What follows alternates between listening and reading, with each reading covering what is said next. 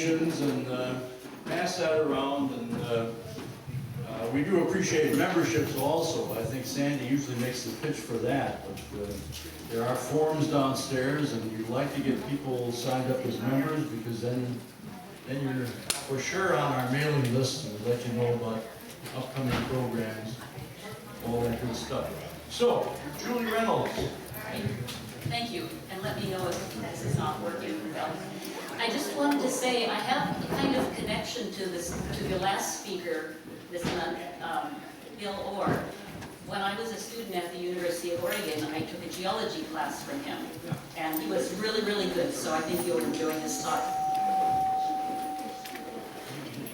I want to point out that the cover slide here is a piece of a diary page that one of these survivors of the Donner Party wrote while he was in the camp.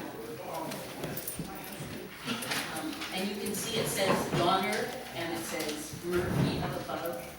Those are key names in my talk. So,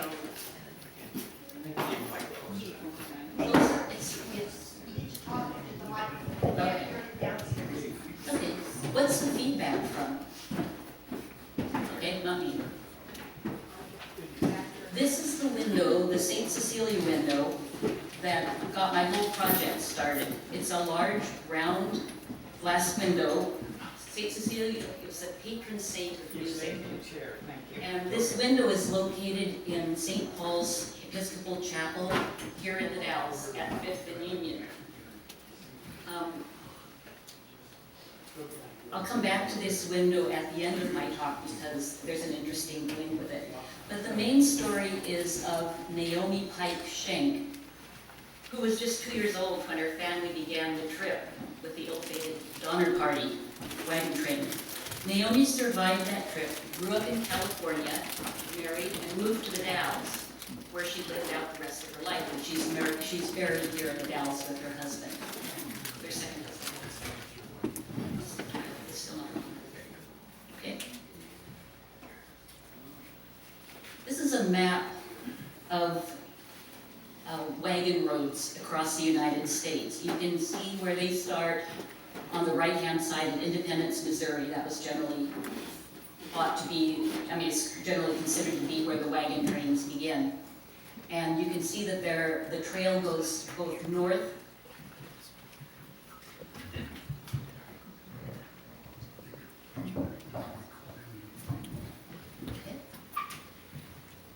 that the trail Jerry, goes north try turning the speakers back on downstairs. to Oregon and also points down south to California. So Western migration in itself is a really kind of interesting phenomenon. There were many reasons that people might go, of course. Among them was the pull of new and exciting land, chance to get some property, even though almost all of it was already occupied by Native Americans or claimed by the Mexican government at that time. Some people wanted to maybe shake off religious and societal and legal issues that they might have had. And because there was kind of a conflict that was beginning to happen with the Mormon church at that time. And later on it was gold. But another big push for this was the panic of 1837, when a lot of banks failed. So farmers were having trouble selling their crops and getting finance for the next year's work. But going west wasn't really going into unknown territory because trappers and fur traders and missionaries had all been there for decades.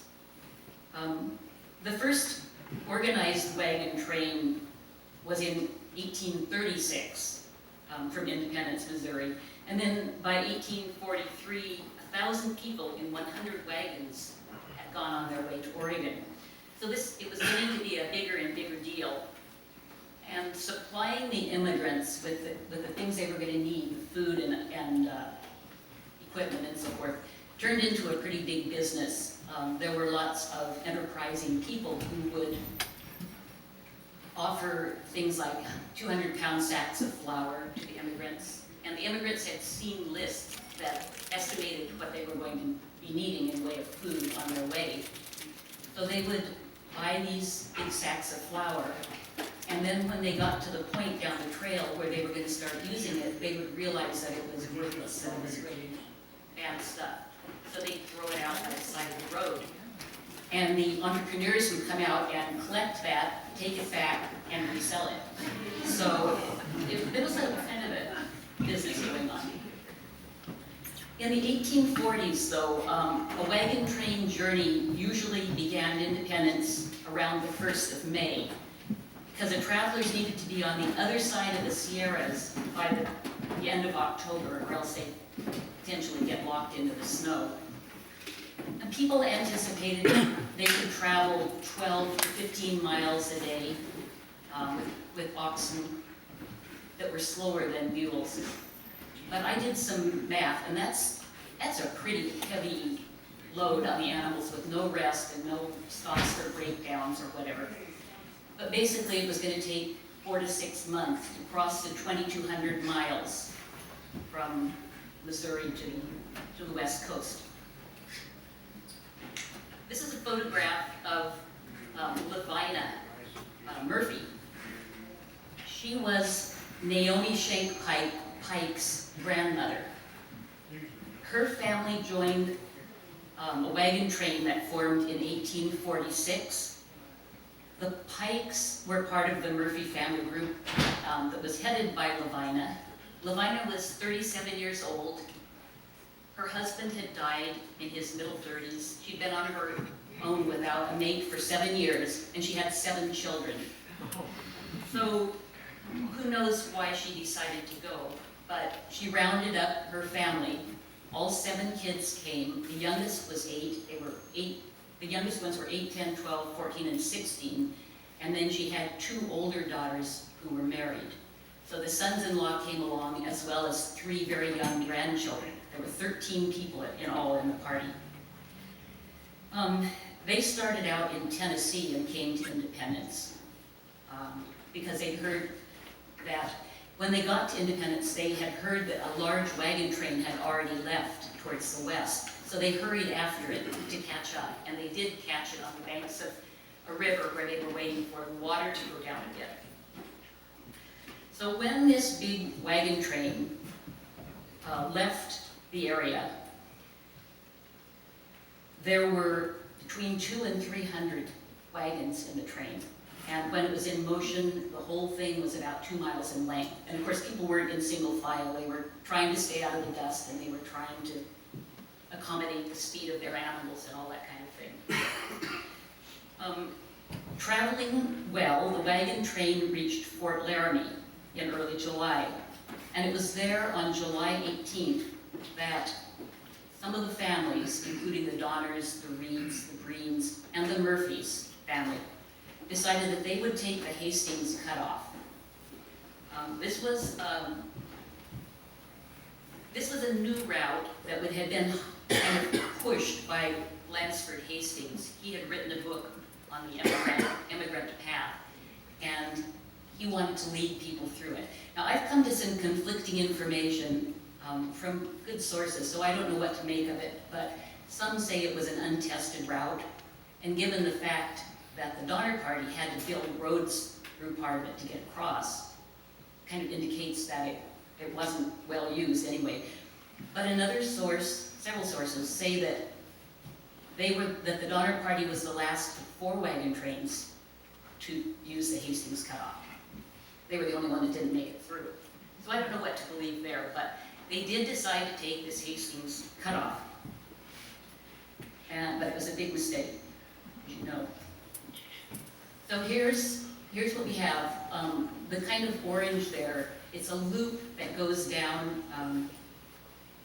It looked like it was supposed to be the most direct route for the California immigrants, because that's where the Donner Party was headed. So the cutoff left the California Trail at Fort Bridger in Wyoming, passed over through the Wasatch Mountains, across the Great Salt Lake Desert, looped around the Ruby Mountains, and then rejoined the California Trail about 7 miles west of modern Elko, Nevada. Let's see. This is a picture where the trail divided, and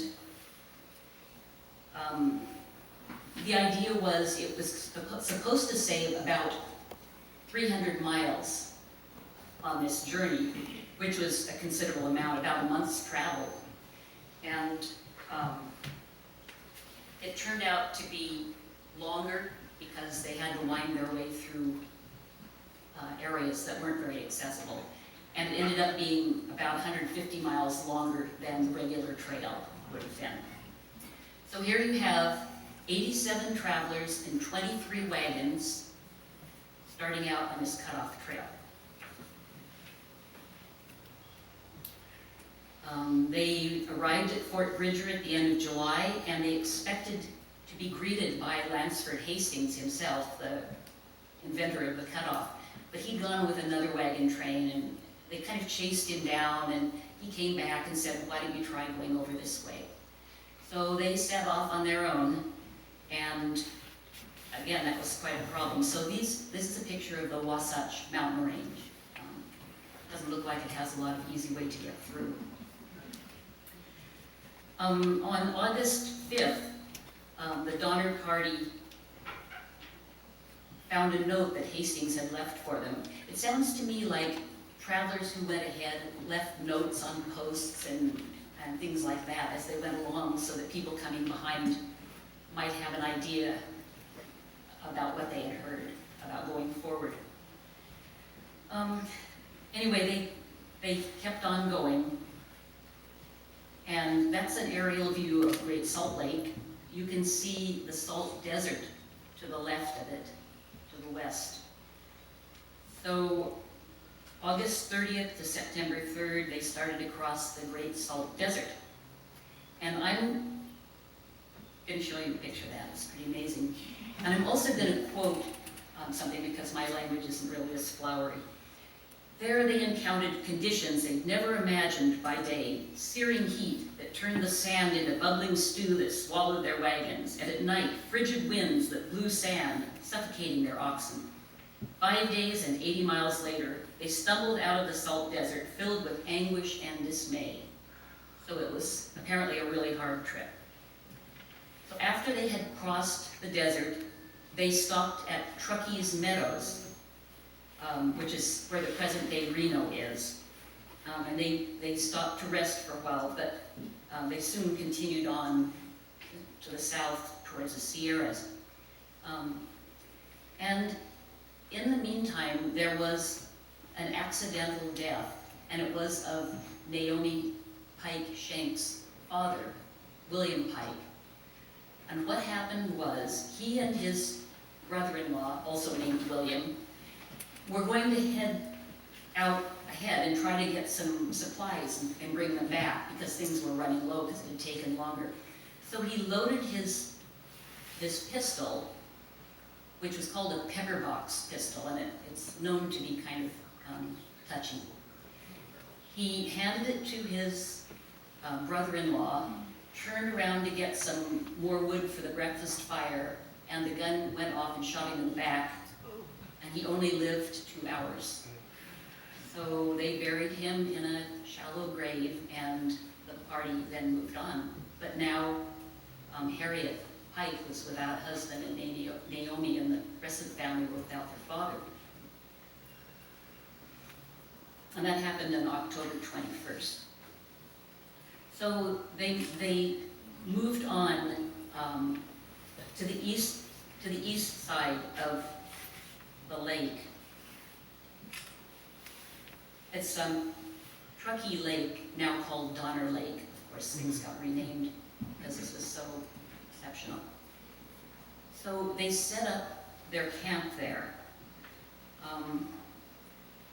What happened, the Donners were coming along and they broke down. They had a broken axle, and then George Donner, in trying to repair it, injured his hand, and then they just kind of had to stay there. The rest of the train, and there were actually 22 people in all who stayed with the Donners, but but the rest of the train then went on and camped on the east side of the lake because there was level ground there and timber, and there was an existing cabin there. So they built 2 more, and the, there it is. This boulder has a plaque on it. It says that that's where the Murphy family, which is our family, built their cabin against that, and they were able to use it as one of the walls and also kind of make a fireplace there. So it was helpful to them. And going back to this, you can see where the Donner Camp is up on Alder Creek, and then where the 3 cabins are down closer to the lake. So there were 59 people in these 3 cabins near the lake, and hoping that they'd be able to get out of there and across the Sierra Nevada. People who were along Alder Creek didn't have such good shelter. They were using hides and blankets and brush and trying to stay warm that way.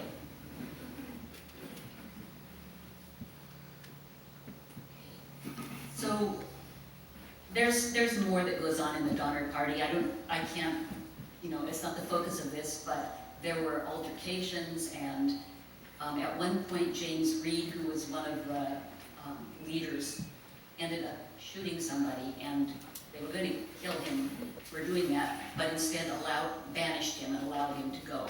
Well, his family was there too, his wife and kids.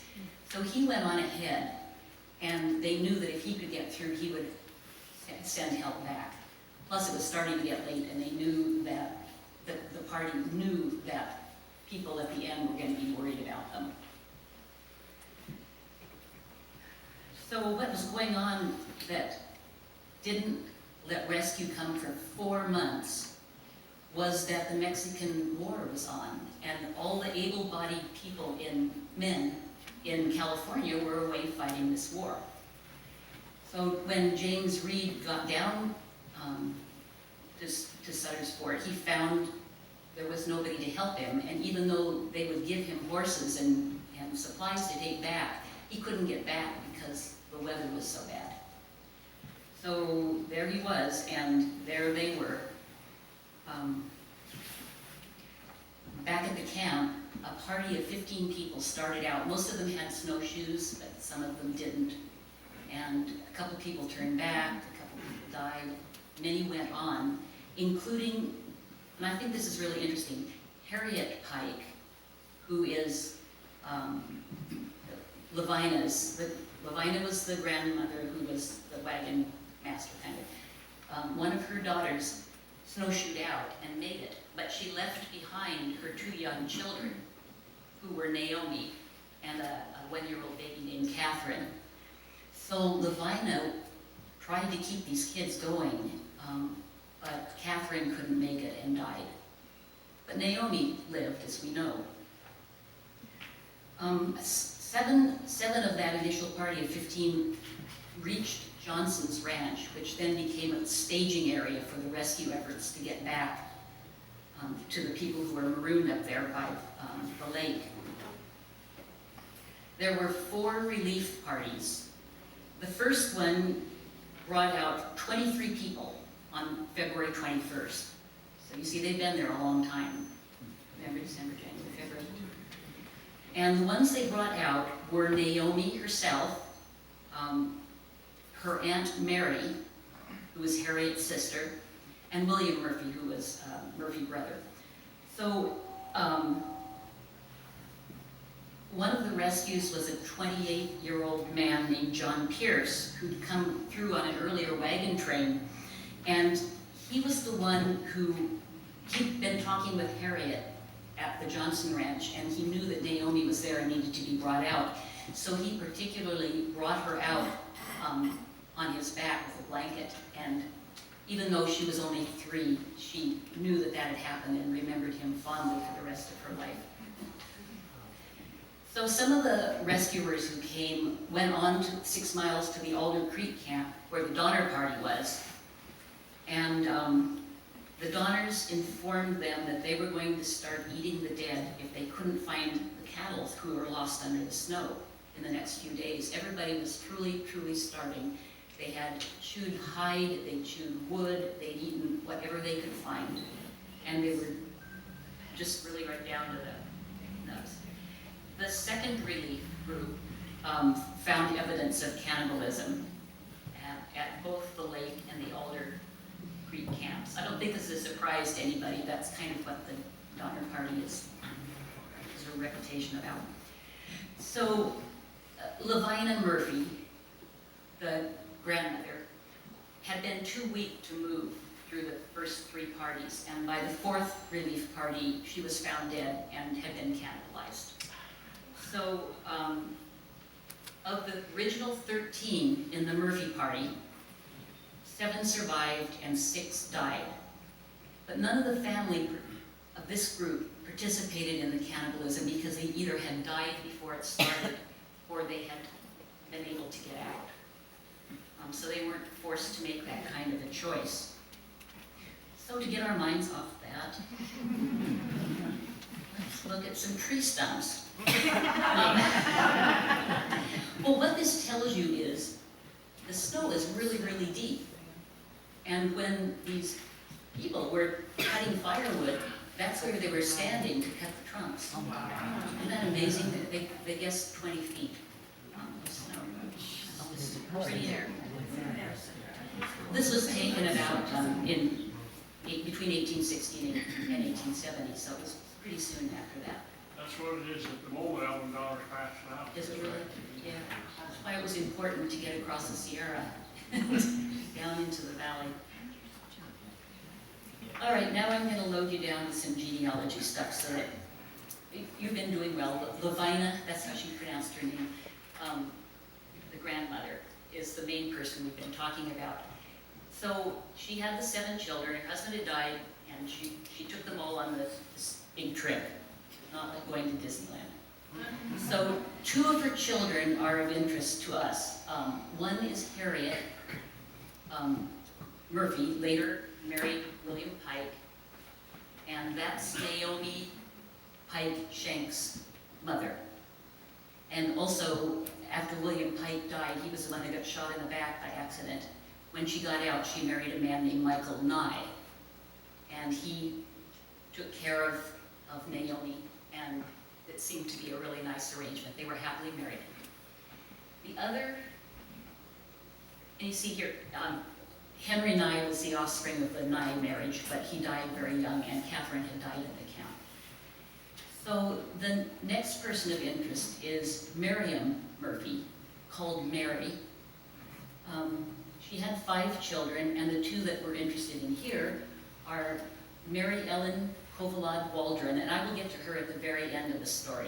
But just note that she is a sister of Naomi Sabine Kovalad, and Naomi Sabine is the one who's memorialized in the roundel window. So that window was donated by Naomi Pike Schenk, who was 3 years old and survived. And this is, the other Naomi was named after her, but had nothing to do with the Donner Party. She came much later. Let's see. Yes. So now I'm going to show you a picture of Harriet Pike. She doesn't look very happy. I imagine this was after the Donner Party. Yeah. Well, I mean, think PTSD, we know about it now, but just think of what it would be like to endure that and lose all your family and all that stuff. This is awful. So she was first married to William Pike when she was 14. And girls married very young in those days because it was a societal necessity. You know, they weren't educated, they didn't have a way to earn a living, and they were safe that way, in theory. So they had the 2 children, Naomi and Catherine, and then Harriet met Michael Nye, and they lived in Marysville, and then moved to Oregon in the 1860s. So Harriet herself died here in the Dalles at age 46 in 1870, but she's not buried here. She was taken back to Marysville, which was kind of the family central spot.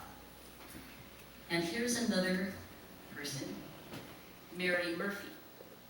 So this is Miriam, Harriet's sister. And she was 14 when she came out of the Donner Camp, down to Johnson's Ranch, which was their staging area. And whatever happened, she married William Johnson rather quickly. But it was a really unhappy marriage.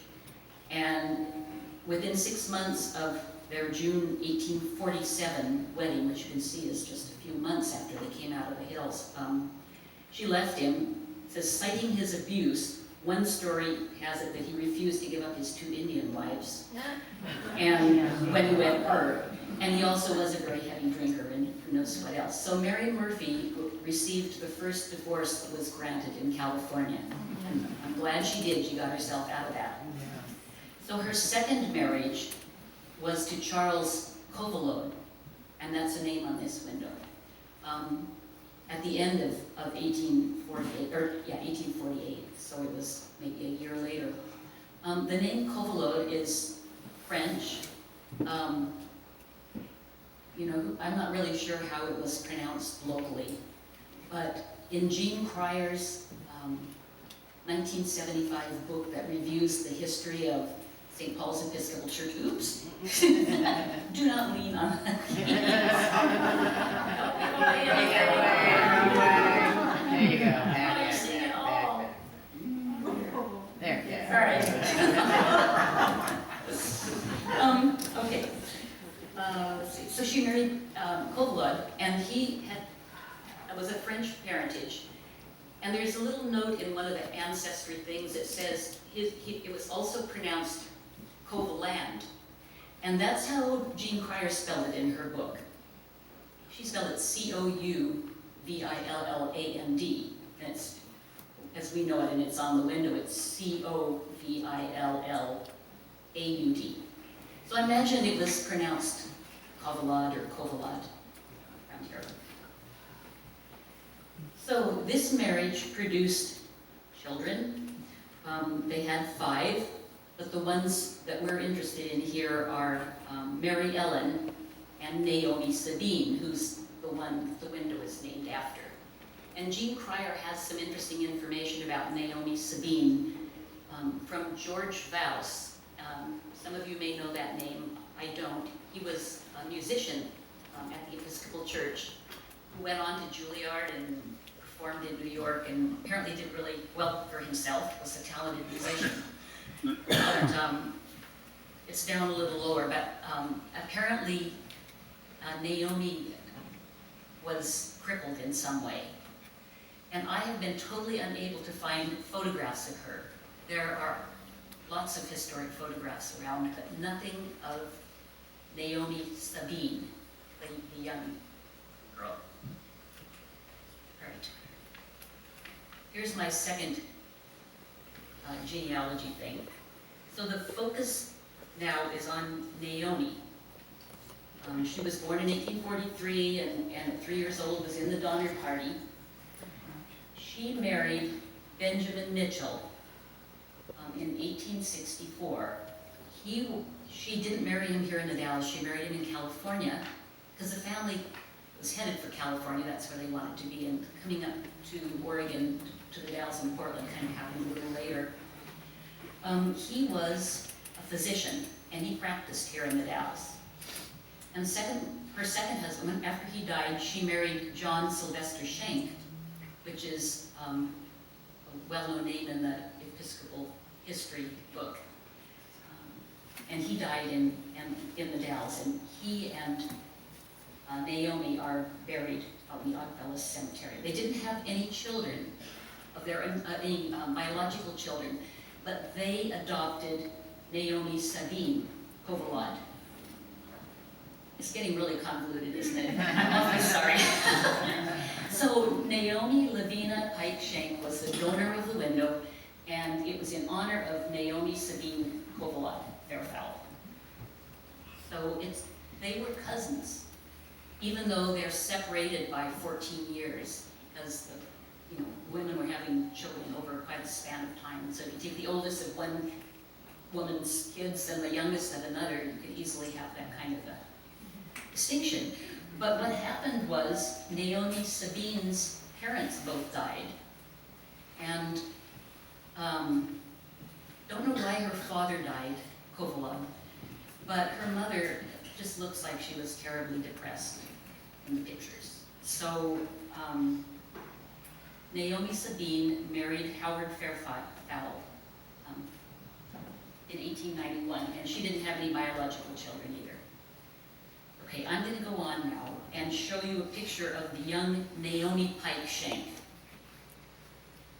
In this picture, she must be about 6 years old. It's from 1850.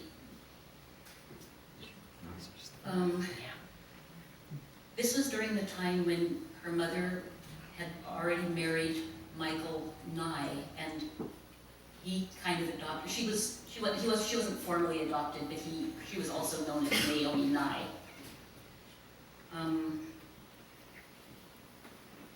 So in 1851, the family of Naomi Pike Schenk, with her mother, Harriet Nye, they went back to the East Coast through the Isthmus of Panama. And they came back, I can't believe it, in a covered wagon 3 years later.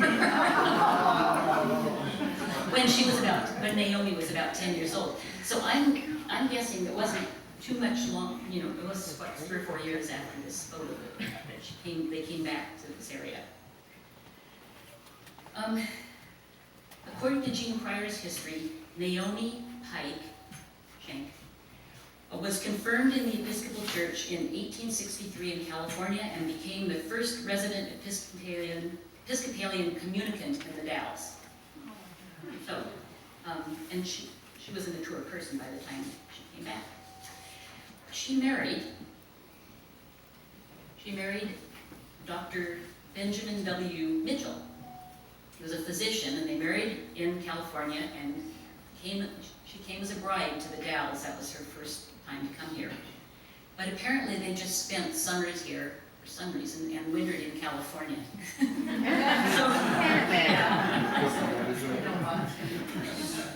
Okay, yeah. So there's a quote that Naomi Mitchell's first impression of the Dalles was a very small, stumpy frontier town with single wooden planks for sidewalks. Reverend Wells baptized Dr. Mitchell, and Bishop Morris confirmed him in 1870. So they were now a good Episcopalian family. And Mitchell, being a physician, advertised in the paper. So the first ad is from 1865 in the Daily Mountaineer, and he's with a partner, Dr. Belt. They do medicine, surgery, and obstetrics, and their office is on Main Street at Dr. Craig's Drugstore. Yeah, Dr. Craig's Drugstore. I'm not familiar with that. And then later in the year, it's like maybe 8 or 9 months, he's on his own, and his office is in the Waldron's building at 3rd and Washington. So he was practicing. This is a photograph of Mary and Charles Kovalov. They're the parents of Naomi Sabine. And I'm thinking, she's the one I could not find any photographs of. And I don't really know the provenance or the dates on this photo. But it could be that she is the girl on her mother's lap. She would have been the youngest of their 5 kids. But just a guess. And this is John Schenk, who Naomi Pike married after she was here. So what happened was her physician husband died, and some 7 years later, she married Schenk. But in the meantime, Naomi Sabine's parents had both died very close to each other, but of illnesses. And so here was this 4-year-old girl with no place to go. And so her namesake aunt had to come live here in the Dalles. Oh, cousin. I'm sorry, yes, cousin. Thank you. Because of the age difference, all the way through, it's talked about as niece and aunt, but it's not. They're first cousins, the two Naomis. So she was living here with the Shanks. In 1877, Naomi married John Sylvester Shank, who was employed as an agent for the Oregon Railroad and Navigation Company, the steam company. In 1906, he became the president of the First National Bank here in the Dalles. So they were moving up in the world. This photograph was taken at about the same time that she married John Shank in 1877. So she's at least 34 years old in this photo, maybe a little older. Now I'm going to show you some interesting clippings that Roger was very helpful at finding in, he has access to newspaper files, and so he was going around looking for Colas and Pikes and Murphys around here, so there's some good ones. So this is the notice that Naomi Sabine was married to Howard Fairfowl, and more about that later, because Howard's an interesting guy. This is, let's see, I got this one written down. Oh, is this the one where he shaves off his mustache? Yes. Ah, okay, so I didn't print it out, I just love this though. Mr. J.S. Shank, president of the First National Bank, not to be outdone by Senator Mitchell, M.T. Nolan, and others, appeared at the bank this forenoon with a face devoid of mustache. The transformation was wonderful, and his best friends didn't recognize him. The best joke of many was that when he was mistaken for an eminent Catholic priest. It's good stuff. Did you say that was on the front page of the paper or something? Yes, it was.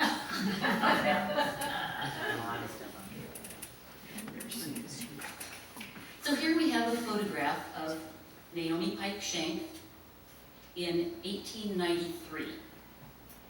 I got all excited because I thought that was a house I might have recognized, but in fact it wasn't. So the house, I'll get to that in a little bit. But this is a photograph from the Discovery Center, I think, yes, that was donated by Gladys Suford.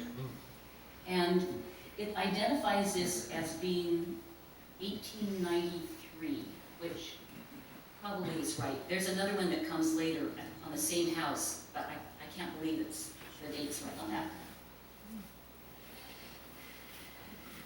Oh, okay, so there's another, never mind that one for a minute. So there were some more clippings that I didn't put up, but they were just kind of things that go on in your life. So in 1893, Mrs. Shank was playing whist with her club, and in 1894, she returns from a California trip saying, "It's beautiful weather there, and the display of native fruits was par excellence." Also in 1894 was this very interesting, nope, wrong one. Anyway, it was about signing, it was with reference to John Shank, who was the president of the First National Bank, and it says, "Messrs. Shank and Patterson of the First National Bank were engaged yesterday in making money. They had sheets of $10 and $20 bills, which were of no value whatever, until each had signed his name to them, when they at once became the money of the realm." It's before a standardized currency, I guess. Your bank was your funds.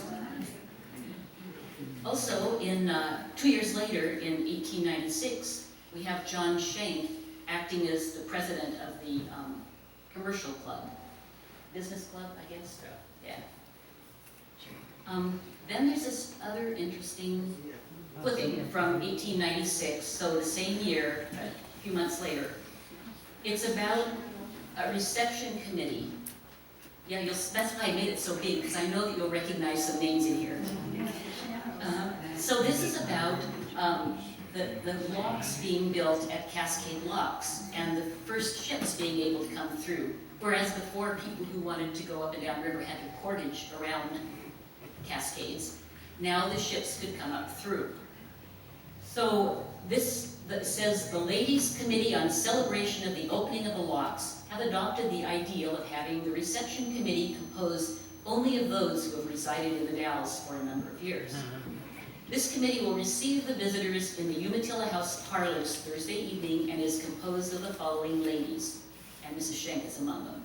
So I saw Shano and Booth, I don't know if they're all the same, but Moody, yeah, Moody, Walden, and French. right? Prince. So, but isn't that an exclusive club? You can only join if you participate, if you've been here a long time, whatever that means.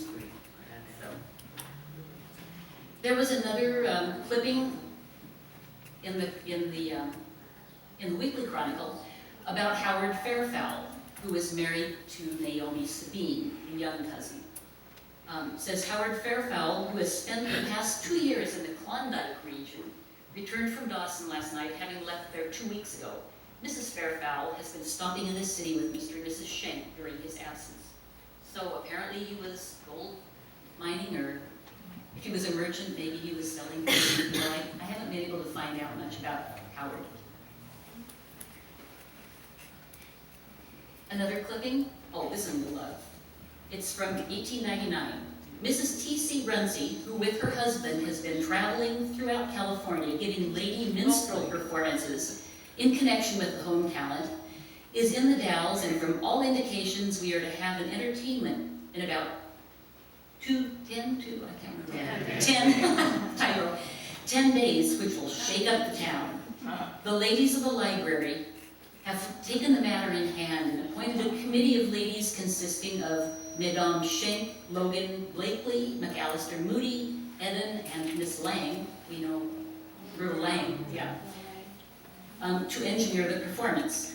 Mrs. Runcie comes with the highest of recommendations and is a lady of refinement, so that we may expect a performance of refined nature. Further notice regarding it will be given from time to time in the Chronicle. Things are different then. So.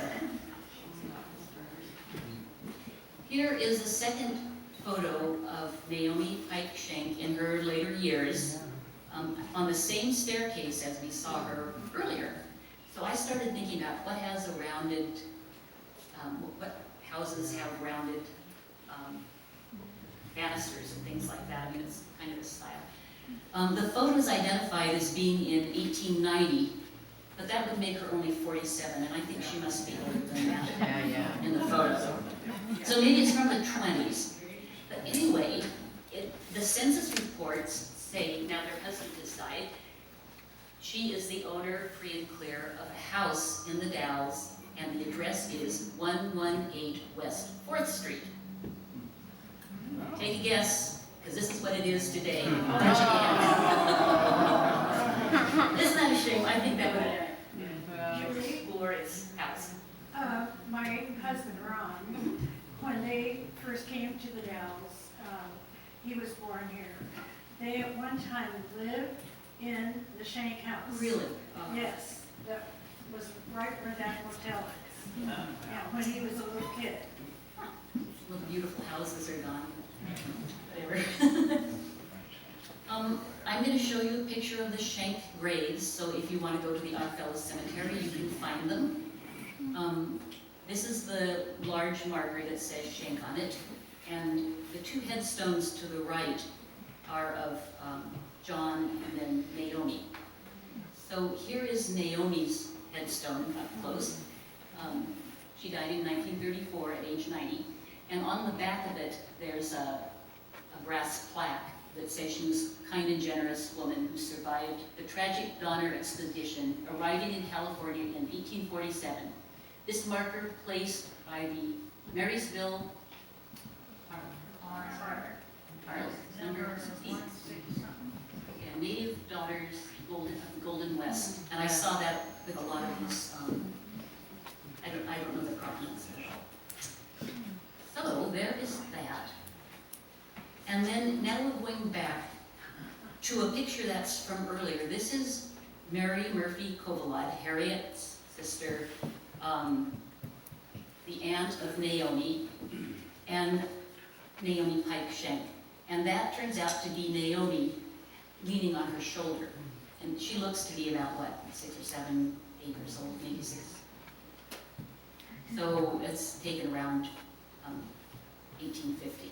So the reason I brought that up again is because now we're going to get into this more interesting stuff that has to do with the window and whatnot. Wait, I'm not going to do that yet. I'm going to read you what Jean Pryor said about Naomi Pike Schenck. Mrs. Schenck had given the St. Cecilia window in memory of Naomi Kovalad Fairfowl. Noni, which apparently was her nickname, according to George Vouse, was a tiny hunchback, crippled all her life, yet one of the jolliest of women. She was a niece, actually cousin, and adopted daughter of Mrs. Schenck, and was named after Mrs. Schenck, the same as George Vouse's sister. So Naomi Pike Schenck must have been really somebody to have all these kids named after her. She was adored by children who doted on hearing her tell stories, which sent them into gales of laughter. Whenever she was visiting the Dalles, the children haunted her to hear the funny things she was sure to say. So she was apparently quite beloved, and she married Fairfowl, Howard Fairfowl, whom I cannot find much about.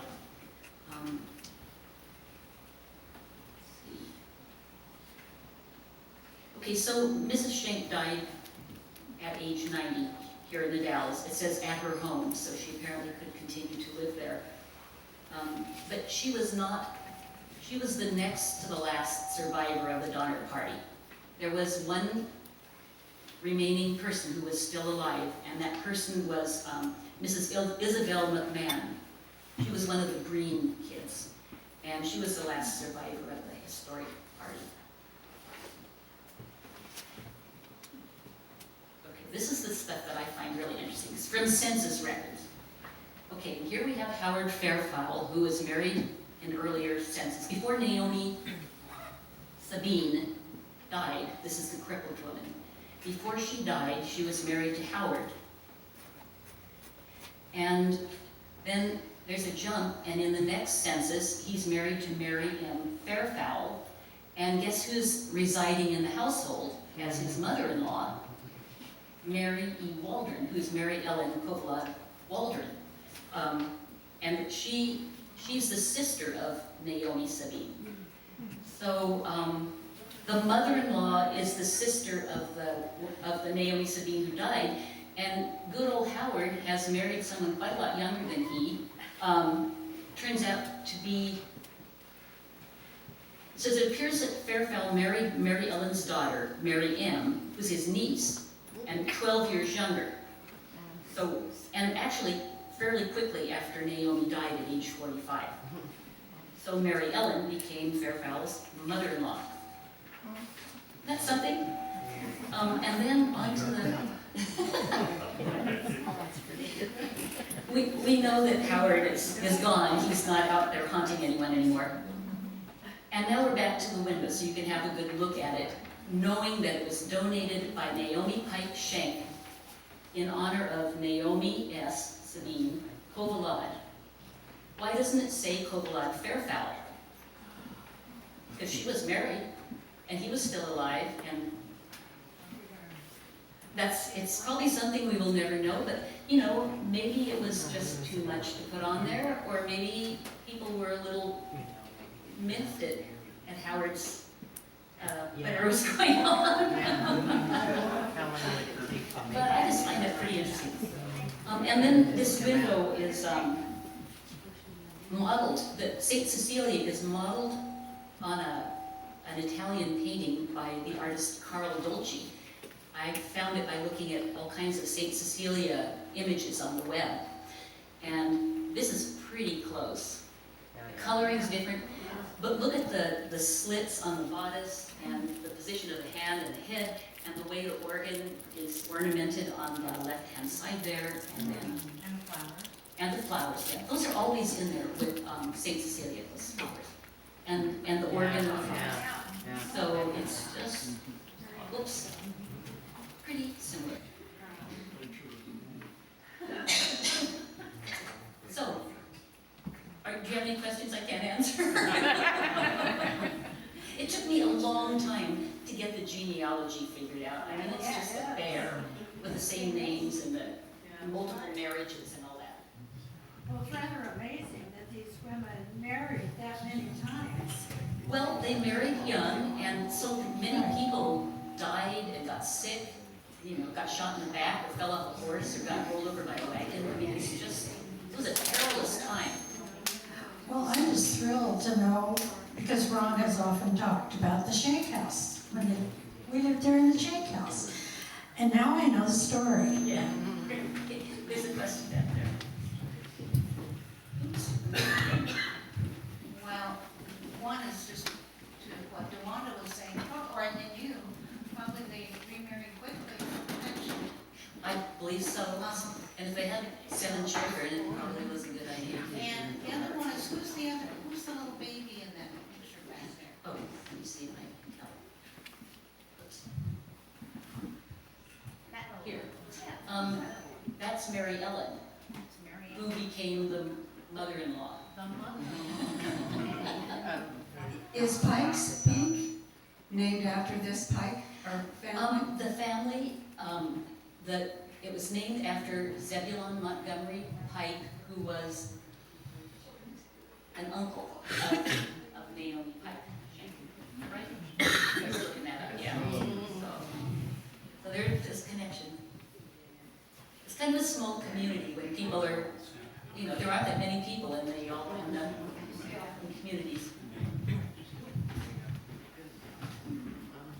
You mentioned about the Nye family. Yes.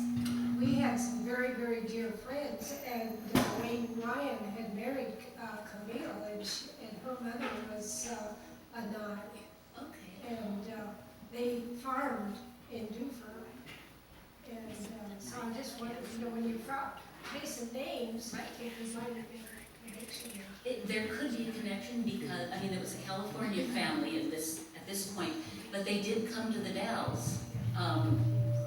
Harriet, when she married Michael Nye, they came to the Dalles because this is where Naomi Sabine was living, and they wanted to, or actually, sorry, Naomi Pike Shank was, and they wanted to be near the mother's daughter, the stepmom. Go ask him. There's a lot of information online, genealogy sites. Other questions? Who was the artist that did the stained glass? You know, I'm not sure, but I doubt it was Covey Studios. The other windows in the chapel are Covey Brothers windows. There's a big Lily's window and some others from different times. So, but when you look at the detail in this window, it's very much more painterly than a lot of the things that Covey Brothers did. It's very delicate. And it's also pretty much right at eye level so that you can go in and look at it quite closely. I think it's it was called the chair window. And I think our legend has it that that's where the organ was.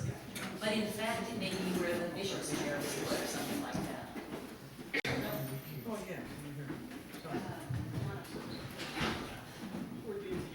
Julie, do you know if they called that medium anything besides stained glass or leaded glass? Did it have another? Some of it looks almost like milk glass.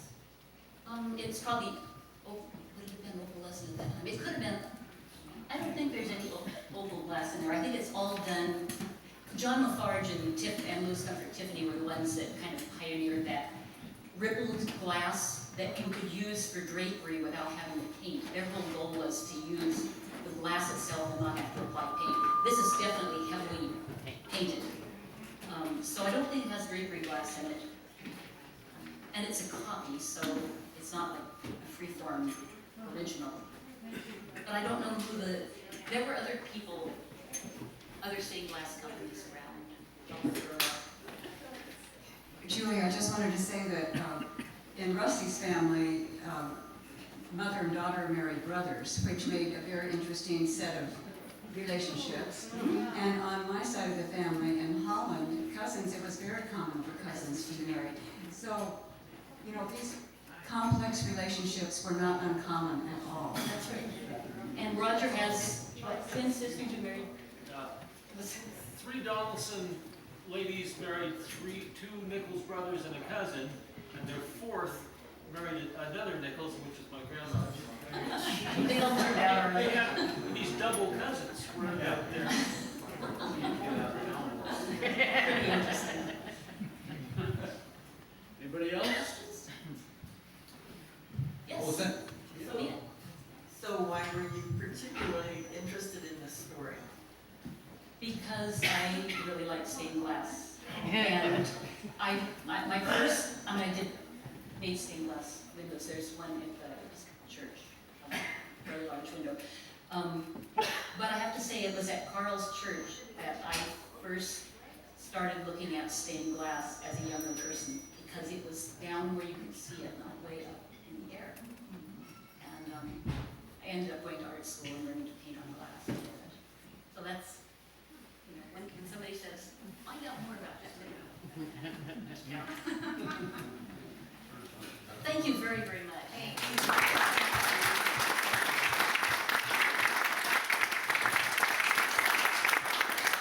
So stop downstairs for cookies, sign up, join the courthouse, come back next week and learn about art